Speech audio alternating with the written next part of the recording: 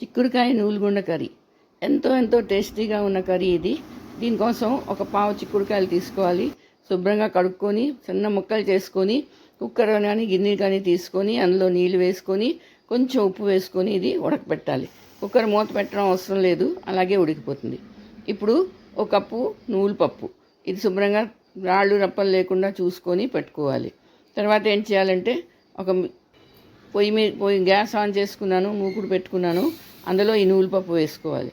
వేసుకొని దాంట్లోని 3 నుంచి 4, 2 నుంచి 3 అయినా పర్వాలేదు, మీ ఇష్టం. మీరు ఎన్ని కారం కావాలంటే అంత ఎండుమిరపకాయలు వేసుకొని 2 కలిపి వేయించుకోవాలి. మరి మాడిపోకూడదు, కొంచెం దోరగా వేయించాలి. చూసారా ఇలాగా. ఇప్పుడు మిక్సీ జార్ తీసుకోవాలి.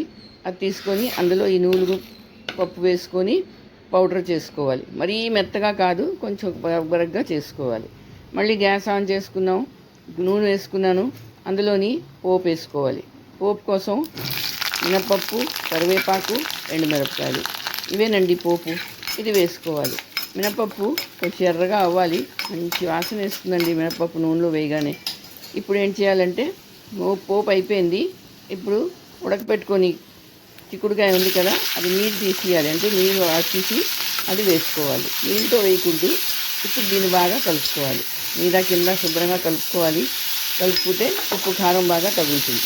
ఇప్పుడు ఏం చేయాలంటే ఇందాక చేసుకొని పెట్టుకున్నాం కదా నూలుగుండ, ఆ నూలుగుండ ఇందులో వేయాలి. మొత్తం కప్పుడు అక్కర్లేదండి, 2 పిడికిలు వేస్తే చాలు.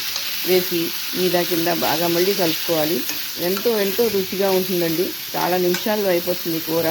రైస్లో అయితే అద్దరిపోతుందండి దీని టేస్ట్. తింటే మళ్ళీ తినాలనిపిస్తుంది.